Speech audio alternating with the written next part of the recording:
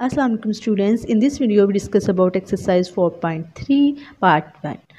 Exercise 4.3 हम start कर रहे हैं। सबसे पहले हम कुछ डेफिनेशंस देखेंगे। पहली डेफिनेशन है हमारे पास इंक्लिनेशन ऑफ अ लाइन। तो ये हमारे पास एक एंगल है। एंगल किस तरह का है कि इसकी डायरेक्शन एंटी क्लॉकवाइज है, कि ये मूव कर रहा है anti clockwise from positive X axis to the straight line. L is called inclination of a line L। इसको L से डिनोट किया जा रहा है इस लाइन को। ठीक है, तो स्टूडेंट्स सबसे पहले आप लोगों ने देखना है कि ये किस तरह का एंगल है।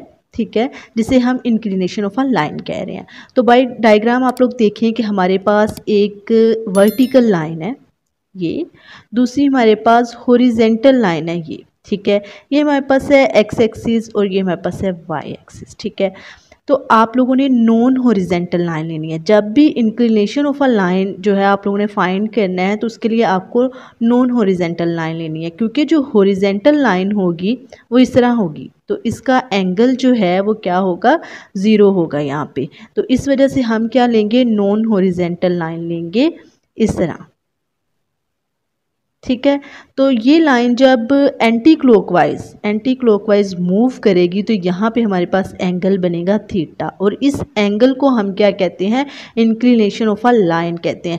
ये एंगल जो है हमेशा जो है वो लाई करता है 0 और 180 के दरमियान, क्योंकि ये पॉजिटिव साइड से अगर एंटी क्लॉकवाइज ये मूव कर रहा है इस तरह, तो ये जो है इधर तक ये एंगल बनता है, इसकी डायरेक्शन जो है वो एंटी क्लॉकवाइज, और जब एंटी क्लॉकवाइज डायरेक्शन है तो एंगल हमारा पॉजिटिव होगा। दूसरी बात ये कि हमारी जो स्ट्रेट लाइन है वो हमारी लाइन जो है एक्स एक्सिस की पॉजिटिव साइड से जो है वो स्टार्ट होगी और मूव करेगी एंटी क्लॉकवाइज, और जो एंगल बनेगा वो लाई करेगा 0 से 180 के दरमियान।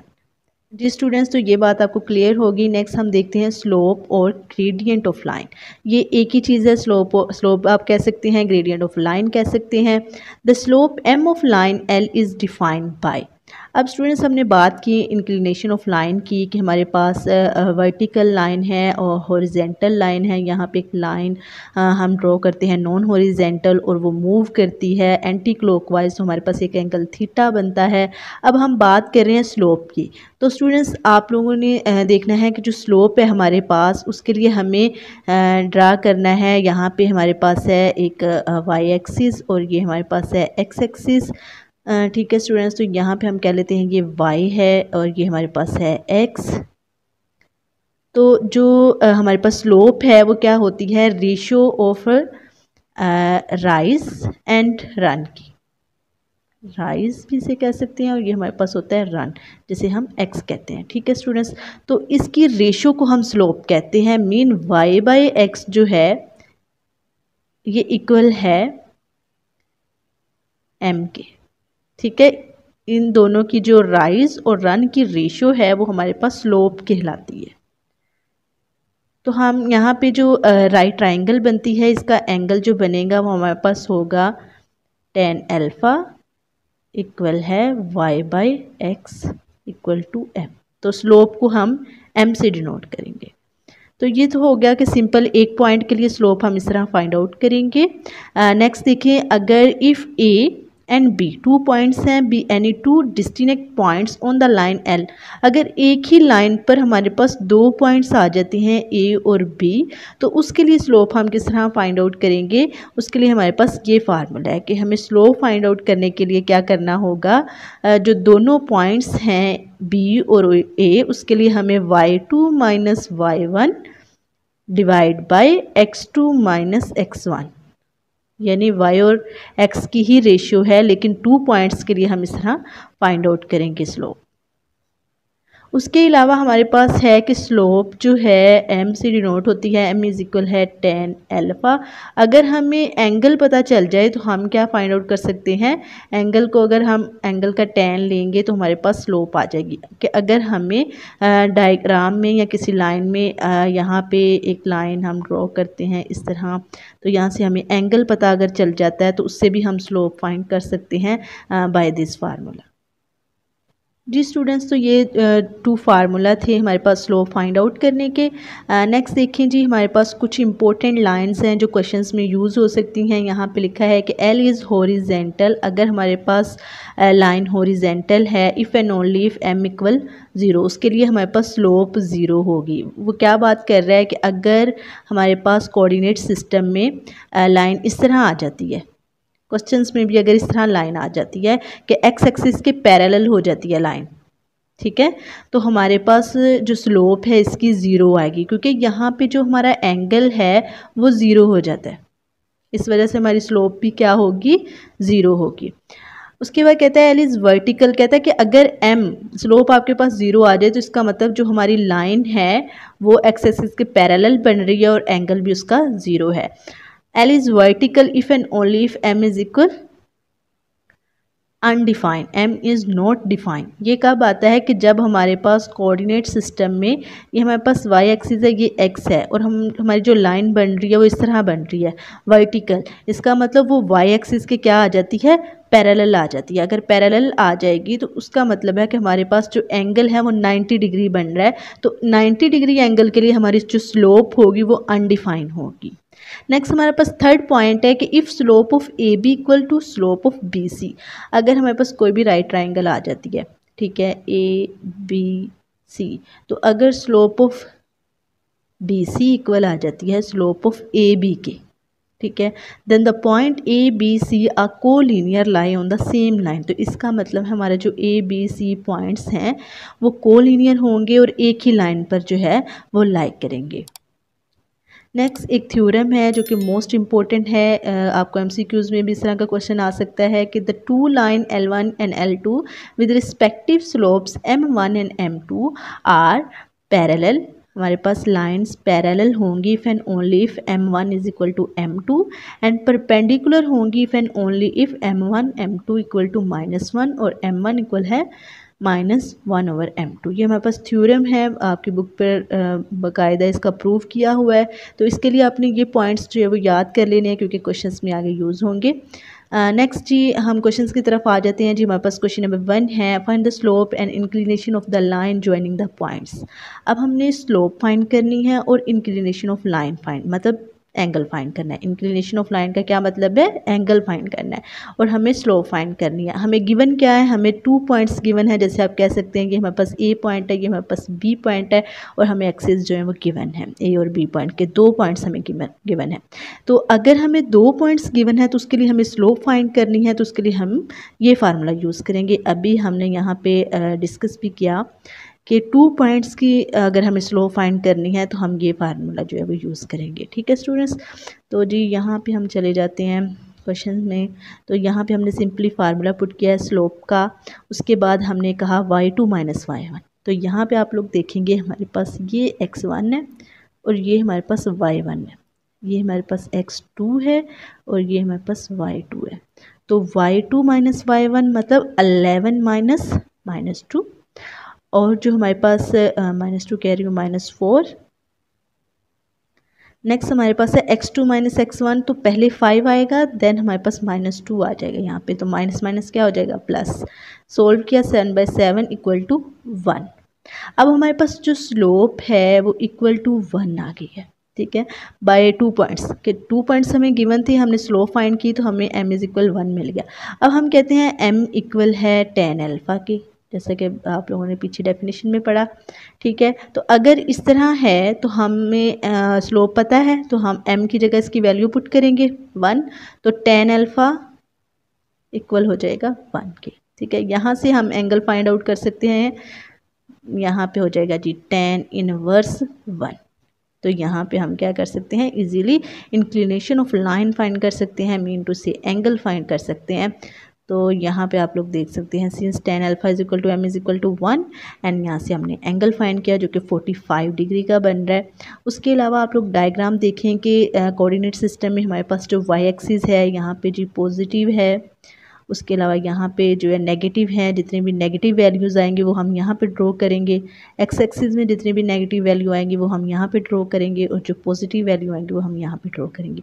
अब देखिए हमारे पास था पहले -2 4, यानी x की वैल्यू -2 थी, यहाँ पे आएगी, यहाँ पे आएगी -2, और जो 4 है y की वो पॉजिटिव है तो वो यहाँ पे आएगी इस तरह।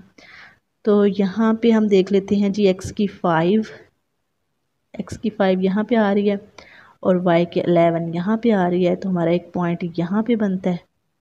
दूसरा पॉइंट जी हमारा -2 से 4 तक यहाँ पे बनता है, और इन दोनों पॉइंट्स को अगर हम इस तरह मिलाएं तो हमारे पास ये लाइन बनती है।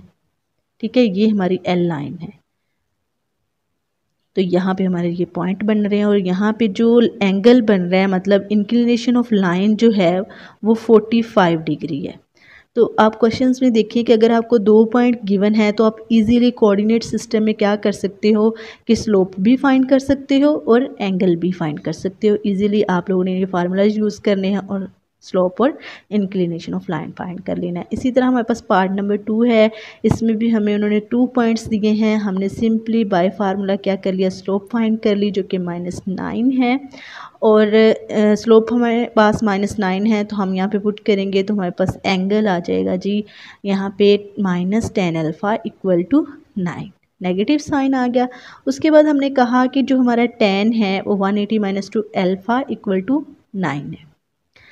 देन हमने जी यहाँ पे tan को इधर कर दिया राइट साइड पे, तो tan इनवर्स बन गया। tan इनवर्स आपने बाय कैलकुलेटर लेना है यहाँ पे। ठीक है, आप लोग ये डिग्री मिनट्स वाले सिस्टम में ना जाओ। tan इनवर्स 9 बाय कैलकुलेटर लो और उस वैल्यू को 180 से माइनस कर दो, तो आपके पास अल्फ़ा की जो भी वैल्यू आएगी वो आपके पास आंसर होगा। नेक्स्ट स्टूडेंट्स देखें पार्ट नंबर 3, हमारे पास ए एंड बी की हमें गिवन वैल्यूज़ दी गई हैं 2 पॉइंट्स की। स्लोप फाइंड आउट की है हमने 2 पॉइंट्स फार्मूला यूज़ करते हुए, और हमारे पास जो स्लोप है वो अनडिफाइन आई।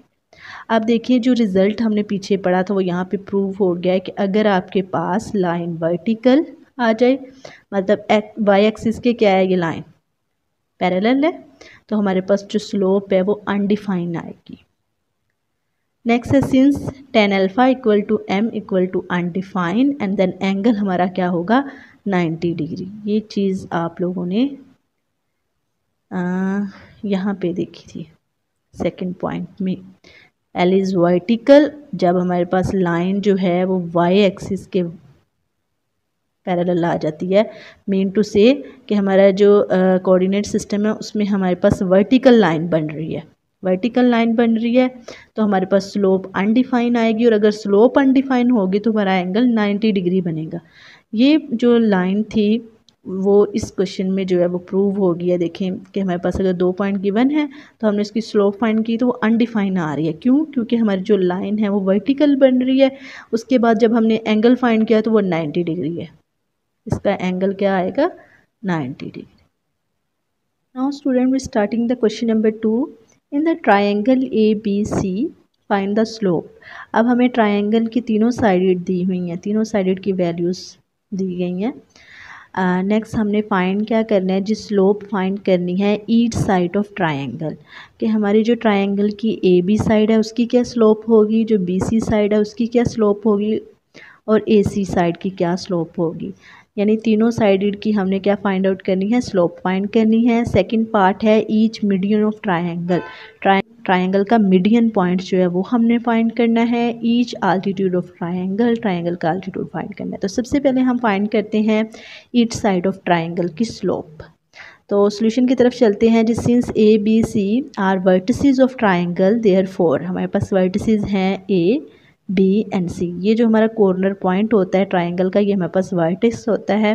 तो हमारे पास वर्टिसेस गिवन हैं ट्राइंगल के, तो हमने स्लोप फाइंड आउट करनी है। तो सबसे पहले हम स्लोप फाइंड करते हैं साइड AB साइड की हम क्या करते हैं, स्लोप फाइंड करते हैं। तो उसके लिए हमें क्या करना होगा, M = है y2 - y1 divided by x2 - x1। ठीक है, तो इस फार्मूला में आप लोगों ने क्या करनी है, वैल्यूज़ पुट करनी है। यहाँ पे हमारे पास है AB पॉइंट, और यहाँ पे हमारे पास है x2, और ये हमारे पास है x1। तो x2 - x1, और ये हमारे पास है y1, ये हमारे पास y2, एंड y2 - y1 यानी 2 - 6। इस फार्मूले में आप लोगों ने वैल्यूज़ पुट कर लेनी है, देन आप लोगों ने इसे सोल्व आउट करना है। -4/-12 और नेगेटिव नेगेटिव साइन से कटिंग एंड 1/3। तो हमारे पास स्लोप आ गई 1/3 ए और बी पॉइंट की जी। ए से बी साइड तक की हमारे पास स्लोप आ गई है। नेक्स्ट हम करते हैं slope find B and C की। बी एंड सी की स्लोप फाइंड आउट करने के लिए सेम आप लोगों ने फार्मूला लगाना है y2 - y1 divided by x2 - x1। तो यहाँ पे आप लोगों ने इसे सोल्व किया तो हमारे पास -4 आ गया। देन हमने slope of side C A find out करनी है, तो इसमें हमने दोबारा से फार्मूला लगाना है y2 - y1। तो हमारे पास जो सी और ए पॉइंट, सी और ए पॉइंट में हमारे पास y2 जो है वो -6 है और जो y1 है वो 6 है, तो ये हमने लगाया। नेक्स्ट हमने जी x2 - x1, तो हमारे पास x2 जो है वो -2 है और x1 जो है वो 6 है।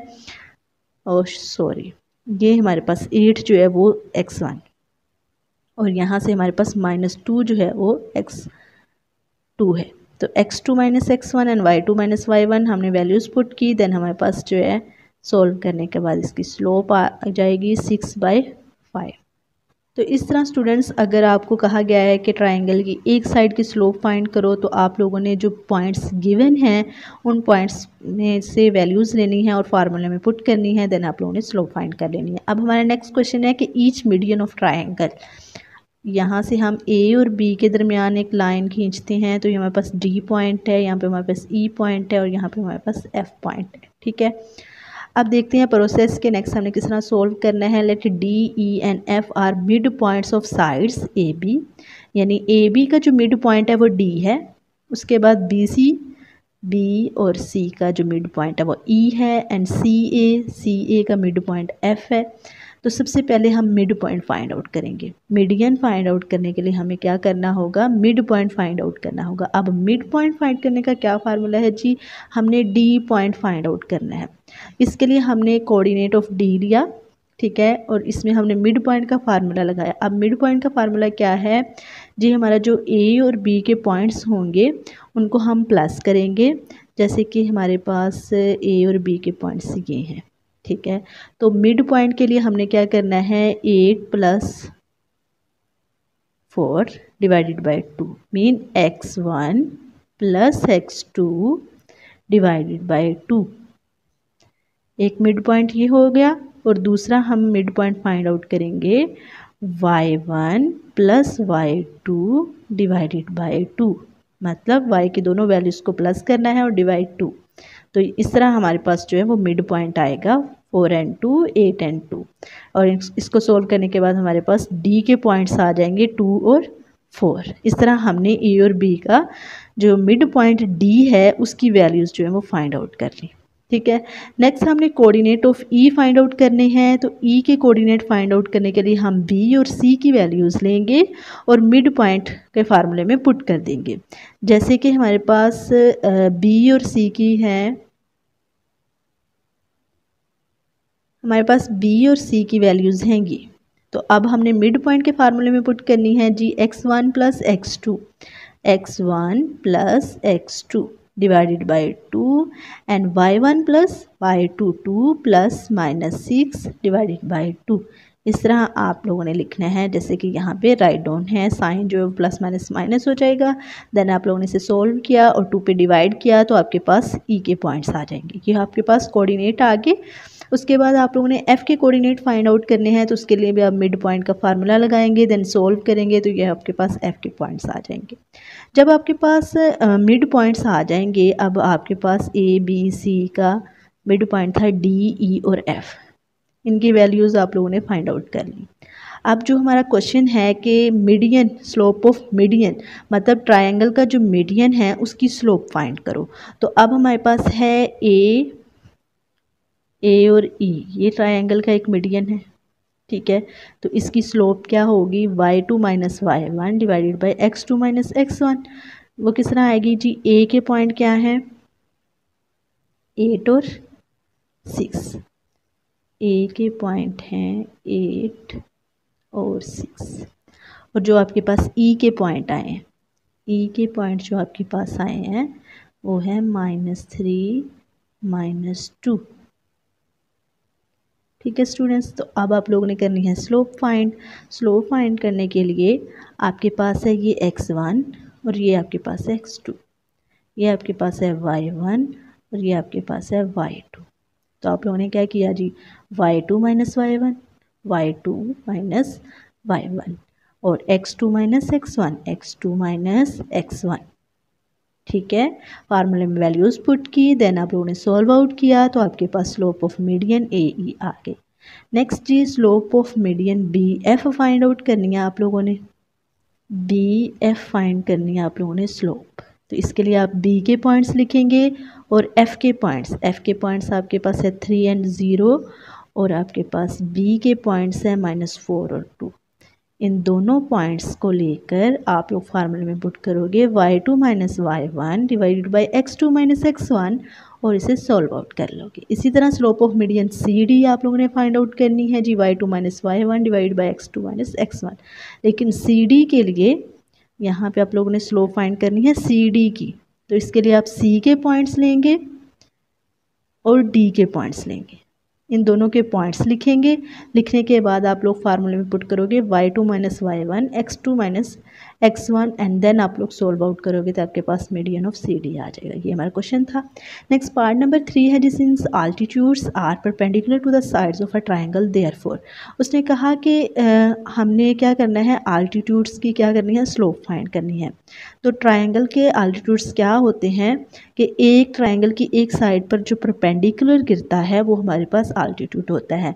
अब देखें कि एक वर्टेक्स है ट्राइंगल का ए वर्टेक्स है ना, तो ये परपेंडिकुलर किस पे है, ये हमारी ट्राइंगल है। ठीक है, ये जो ए वर्टेक्स है ये किस पे परपेंडिकुलर है, बी और सी पे। इस लाइन पर परपेंडिकुलर है ए वर्टेक्स। वर्टेक्स किस पे परपेंडिकुलर था, बी और सी पे।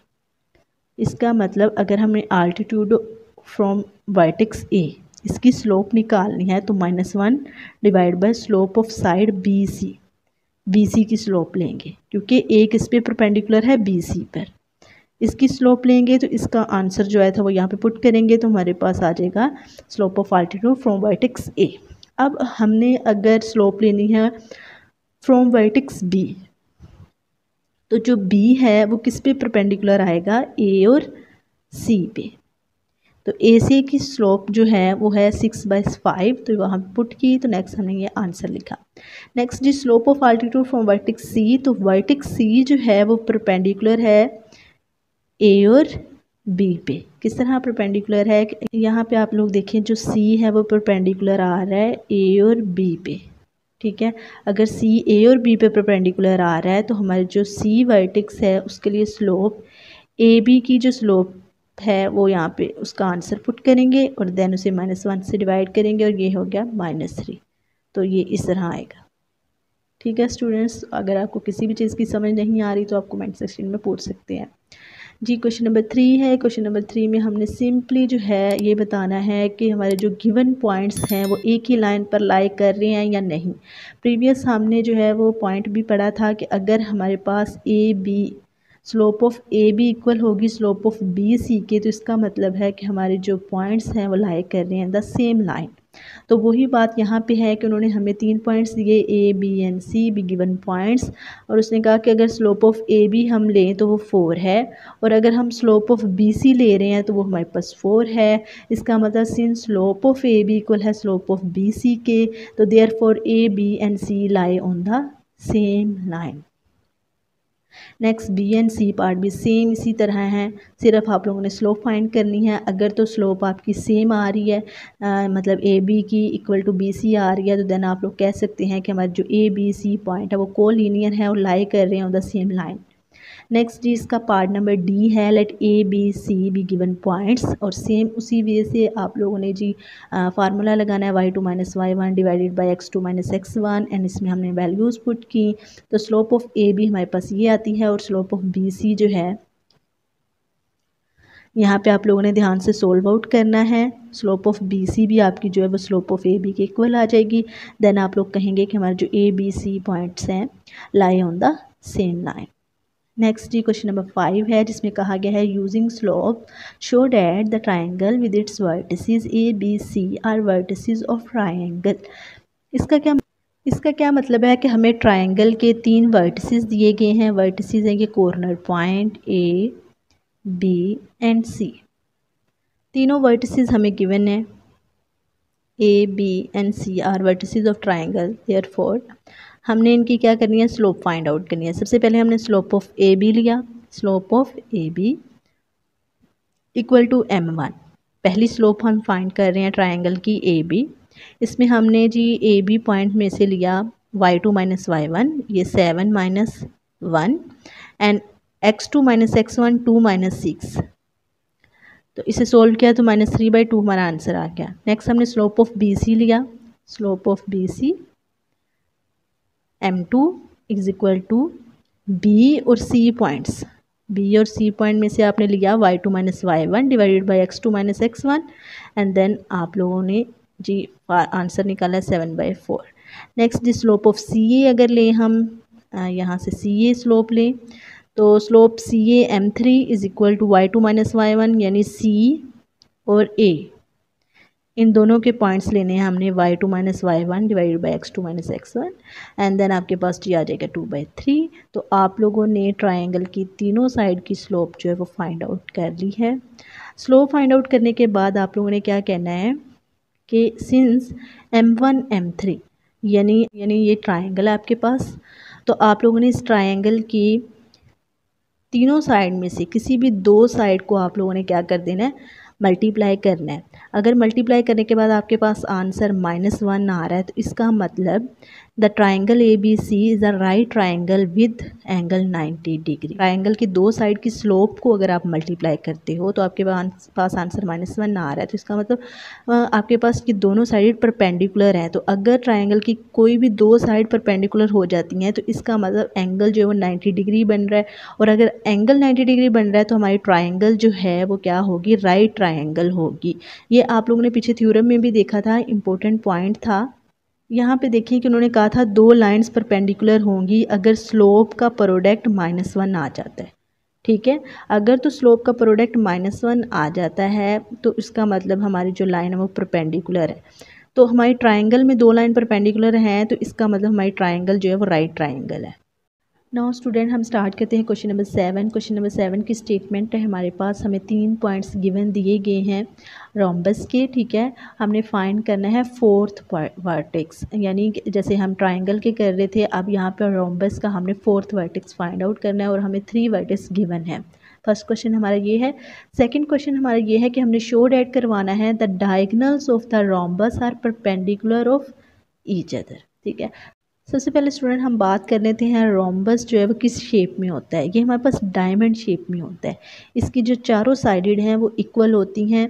उसके अलावा हमारे पास इसके वर्टिसेस जो है वो 4 होते हैं, जैसे ये ए है, बी, सी और ये हमारे पास है डी, और हमें ए, बी और सी की वैल्यूज़ दी हैं और हमने डी की जो है वो कोऑर्डिनेट इसके फाइंड आउट करने हैं। तो उसके अलावा हमारे इसके जो डायगनल्स हैं इस तरह ये हमने बताने हैं कि इसके डायगोनल परपेंडिकुलर हैं ईच अदर या फिर नहीं। ठीक है, तो इस तरह की ये शेप होती है। ये पैरेललोग्राम से जो है वो शेप निकली है कि उसकी भी चारों साइडेड जो है वो इक्वल होती हैं इस तरह। तो ये ए बी इस तरह भी आप लोग जो है वो ड्रा कर सकते हैं, डी। ठीक है, ज़्यादातर यही है कि ये डायमंड शेप में होता है। उसके अलावा हम जो है वो नेक्स्ट सोल्यूशन की तरफ चलते हैं, क्वेश्चन किस तरह सॉल्व आउट करना है। नेक्स्ट देखिए जी, let D A B be a 4th vertex of rhombus. ये हमारे पास रोम्बस है और इसका जो डी वर्टेक्स है उसे हमने ए बी, उसके कोऑर्डिनेट को हमने ए बी कह दिया क्योंकि हमें नहीं पता इसकी क्या वैल्यूज़ हैं। तो हम यहाँ पे फ़िलहाल लेट कर रहे हैं कि ये डी जो है वो ए बी है, B a 4th vertex of rhombus है। ठीक है, सबसे पहले हम इसकी चारों साइड की स्लोप फाइंड आउट कर लेंगे। स्लोप फाइंड आउट करने के लिए आप लोगों ने क्या लिखना है, slope of A B, then आप लोगों ने फार्मूला पुट करना है और इस तरह इसकी वैल्यू निकाल लेनी है। उसके बाद स्लोप ऑफ बी सी निकाल लेनी है, और जब आप लोग स्लोप ऑफ सी डी निकालोगे ना, सी डी, उसके लिए आपने y2 माइनस y1 लिखना है, तो ये आपके पास ए और बी में वैल्यू आ जाती हैं। अब आप लोग इन वैल्यूज़ को सोल्व नहीं कर सकते ना इजीली, लेकिन आप लोगों ने चारों स्लोप्स निकालने के बाद क्या करना है, since A B C D is a rhombus therefore, rhombus therefore इसका क्या मतलब है कि इसकी जो चारों साइडेड हैं वो इक्वल हैं, इसका मतलब जो स्लोप ऑफ ए बी है वो स्लोप ऑफ सी डी के इक्वल होगी। ठीक है स्टूडेंट्स, तो अगर हम स्लोप ऑफ ए बी ले रहे हैं -3/4, स्लोप ऑफ सी डी है b-3 a-6, तो यहाँ पे ये जो इक्वेशन है कि ये दोनों साइडेड इक्वल हैं, लिखते हुए हमने ये वैल्यूज़ ली और उसके बाद हमने क्या किया कि हमारे पास जो राइट साइड पे वैल्यू है ये डिवाइड हो रही है तो लेफ़्ट साइड पे मल्टीप्लाई हो जाएगी और जो लेफ़्ट साइड पे है वो राइट साइड पे आके मल्टीप्लाई हो जाएगी इस तरह। तो ये हमारे पास इस तरह इक्वेशन बनेगी। अब हमने 4 और 3 से मल्टीप्लाई किया तो हमारे पास ये इक्वेशन बनती है और देन हमारे पास लास्ट पे ये बन जाती है ये लास्ट इक्वेशन जिसे हम इक्वेशन नंबर 1 कहते हैं। अब हमने ए और बी की वैल्यू निकालनी है तो उसके लिए हम ये इक्वेशन बना रहे हैं, ये हमारे पास एक इक्वेशन बनती है। नेक्स्ट हम कहते हैं कि slope of B C equal है स्लोप ऑफ डी ए के, तो हमारे पास इस तरह वैल्यू आएंगी, इस तरह हम लिख सकते हैं। लिखने के बाद हमारे पास ये इक्वेशन आती है, हम मल्टीप्लाई करने के बाद हमारे पास लास्ट पे ये इक्वेशन बनती है इक्वेशन नंबर 2। तो हमारे पास 2 इक्वेशंस आ गई, इन 2 इक्वेशंस को हम मल्टीप्लाई करेंगे equation 1/3 and 2/4 and adding, then add करेंगे। इस तरह ये होगा कि हमारे पास जो b की वैल्यूज़ हैं वो कटिंग हो जाएंगी और हम a की वैल्यू इजीली फाइंड आउट कर सकते हैं। ये आपने क्वेश्चंस प्रीवियस भी किए होंगे क्लासेस में, तो बहुत ही इजी है। पुटिंग वैल्यू ऑफ a, अब हमारे पास a की वैल्यू आ गई है तो a की वैल्यू को आपने किसी भी इक्वेशन में जो पुट करना है a की जगह और आपके पास क्या आ जाएगी b की वैल्यू फाइंड आउट होगी। तो इस तरह आप लोगों ने डी वर्टेक्स जिसे हमने लेट किया था ए और बी उसकी वैल्यूज़ फाइंड कर ली हैं 2 and 6। Hence D26 is the fourth vertex of rhombus. Now slope of diagonal, अब हमें कहा गया है कि डायगनल की स्लोप्स जो हैं वो परपेंडिकुलर हैं या नहीं, उसके लिए हम क्या करेंगे, सबसे पहले हम slope of diagonal find out करेंगे ए सी। ठीक है, तो ए सी के लिए हम ए और सी के जो कोऑर्डिनेट है वो लेंगे और y2 - y1 divided by x2 - x1 and then आपके पास आंसर आ जाएगा। Slope of diagonal B D लेंगे, इसमें से आपके पास वैल्यू जो है वो -7 आ जाएगी। देन आप लोगों ने क्या करना है, क्वेश्चन में जो क्वेश्चन किया गया है कि diagonal of rhombus are perpendicular each other और नॉट, उसके लिए आपने दोनों स्लोप्स को क्या करना है, प्रोडक्ट करना है। अगर तो इनका प्रोडक्ट -1 के इक्वल आता है तो इसका मतलब diagonals of a rhombus are perpendicular to each other, और अगर ये जो कंडीशन है ये सेटिस्फाई नहीं होती तो हम नहीं कह सकते ये कि परपेंडिकुलर है। ठीक है, फिर हम नॉट परपेंडिकुलर कहेंगे। यहाँ पे हमारी कंडीशन सेटिस्फाई हो रही है तो इसका मतलब diagonals of a rhombus are perpendicular to each other.